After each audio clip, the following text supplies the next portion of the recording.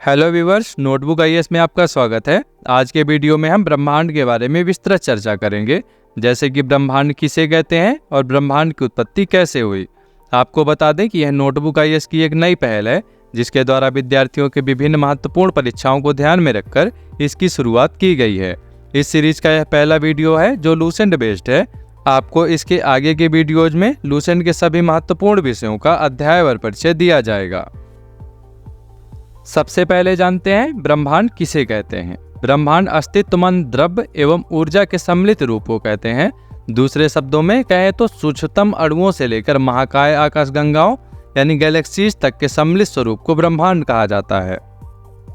आपको बता दें कि ब्रह्मांड की उत्पत्ति से संबंधित प्रमुख सिद्धांतों में महाविस्फोट सिद्धांत यानी बिग बैंग थ्योरी, जिसका प्रतिपादन एफ जॉर्ज शुमेंतियर द्वारा किया गया था, साम्यावस्था या सतत सृष्टि सिद्धांत या स्थिर अवस्था संकल्पना यानी कि स्टेडी स्टेट थ्योरी, जिसका प्रतिपादन थॉमस गोल्ड एवं हरमन बॉडी द्वारा किया गया था, दोलन सिद्धांत यानी पुलसेटिंग यूनिवर्स थ्योरी, जिसका प्रतिपादन डॉक्टर एलन संडेजा द्वारा किया गया था, स्फीति सिद्धांत यानी कि इन्फ्लेशनरी थ्योरी, जिसका प्रतिपादन एलन गुड द्वारा किया गया था, महत्वपूर्ण है।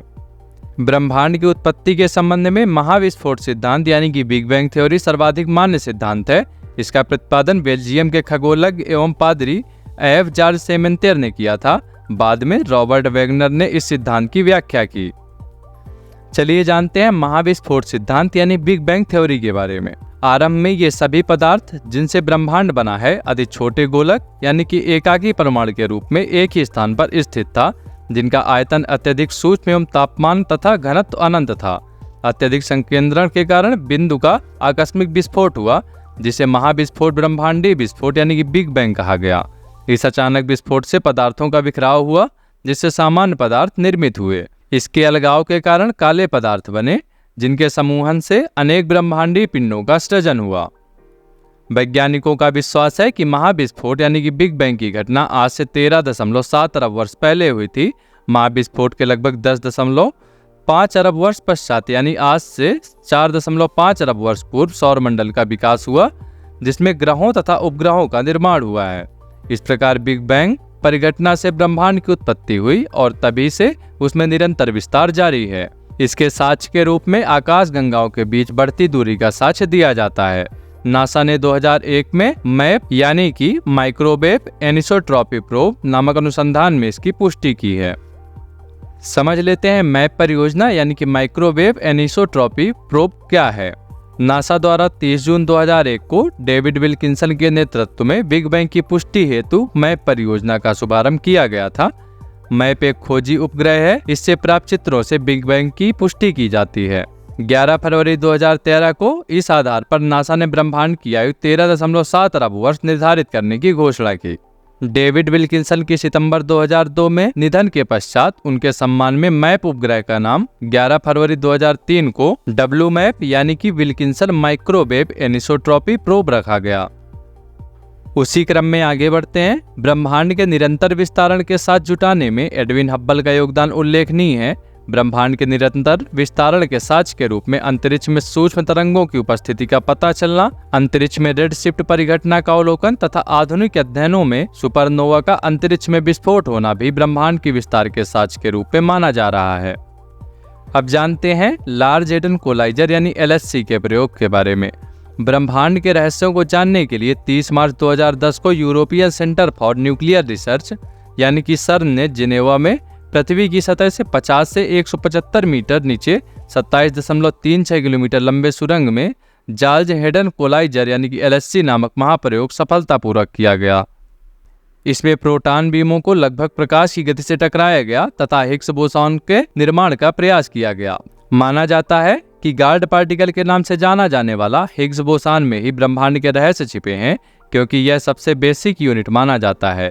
सर्न ने 4 जुलाई 2012 को हिग्स बोसॉन से मिलता जुलता सब एटॉमिक पार्टिकल की खोज करने में सफलता हासिल की। इससे ब्रह्मांड के रहस्यों को जानने में मदद मिलेगी। आपको बता दें कि ब्रिटिश वैज्ञानिक हिग्स ने 1964 में कॉस्मोलॉजी समझने हेतु पार्टिकल परमाणविक अवधारणा को पेश किया था, जो भारतीय वैज्ञानिक सत्येंद्र नाथ बोस के बोसन थ्योरी पर आधारित थी। आगे बढ़ते हैं। ब्रह्मांड का व्यास 10% प्रकाश वर्ष है। ब्रह्मांड में अनुमानतः 100 अरब मंदाकिनी यानी कि गैलेक्सीज हैं। प्रत्येक मंदाकिनी में अनुमानतः 100 अरब तारे होते हैं। जानते हैं कि मंदाकिनी क्या है? मंदाकिनी तारों का एक ऐसा समूह है जो धुंधला सा दिखाई पड़ता है तथा जो तारों निर्माण की प्रक्रिया की शुरुआत का गैस पुंज है। मंदाकिनी यानी कि गैलेक्सी कहलाता है। हमारी पृथ्वी की अपनी एक मंदाकिनी है जिसे दुग्ध मेखला या आकाशगंगा यानी कि मिल्की वे कहा जाता है। अब तक ज्ञात इस मंदाकिनी का 809 भाग सर्पीला है। इस मंदाकिनी को सबसे पहले गैलीलियो ने देखा था। आकाशगंगा की सबसे नजदीकी मंदाकिनी को देवयानी यानी कि एंड्रोमेडा का नाम दिया गया है। जानते हैं निहारिका के बारे में? यह एक ब्रह्मांडीय नर्सरी है जहां तारों का जन्म होता है। निहारिका में धूल और गैसों का बादल होता है। सभी तारों का जन्म निहारिका में होता है और सिर्फ कुछ दुर्लभ अवसरों को छोड़कर जिसमें 2 न्यूट्रॉन तारे एक श्याम व्यूवर बनाते हैं। वैसे भी न्यूट्रॉन तारे और श्याम व्यूवर मृत तारे माने जाते हैं। यहाँ पाए जाने वाले गैसों में हाइड्रोजन गैस, हीलियम गैस एवं अन्य आयनीकृत प्लाज्मा गैसें होती हैं। निहारिका 2 अलग अलग कारणों से बनती है। पहला ब्रह्मांड की उत्पत्ति और दूसरा किसी विस्फोटक तारे से बने सुपरनोवा से। ब्रह्मांड के जन्म के बाद परमाणुओं का जन्म हुआ और इन परमाणुओं से धूल और गैसों के बादल का निर्माण हुआ। सुपरनोवा से जो पदार्थ उत्सर्जित होता है इससे भी निहारिका का जन्म होता है। इसके उदाहरण है बेल और कर्क निहारिका की उत्पत्ति ब्रह्मांड के जन्म और सुपरनोवा के मिश्रण से भी हो सकता है। नजर डाल लेते हैं निहारिका के कुछ प्रकारों पर। पहला है उत्सर्जन निहारिकाएं। यह सबसे सुंदर और रंग बिरंगी होती हैं। ये बन रहे तारों से प्रकाशित होती हैं। उदाहरण चील एवं झील निहारिका। दूसरा है परावर्तन निहारिकाएं। यह तारों के प्रकाश को परावर्तित करती हैं। ये तारे या तो निहारिका के अंदर होते हैं या पास में होते हैं। उदाहरण के लिए प्लेइडेस निहारिका। तीसरा है श्याम निहारिकाएं। ये अपने पीछे से आने वाली प्रकाश को एक दीवार की तरह रोक देती हैं। यही कारण है कि हम अपनी आकाशगंगा में बहुत दूर तक नहीं देख सकते हैं।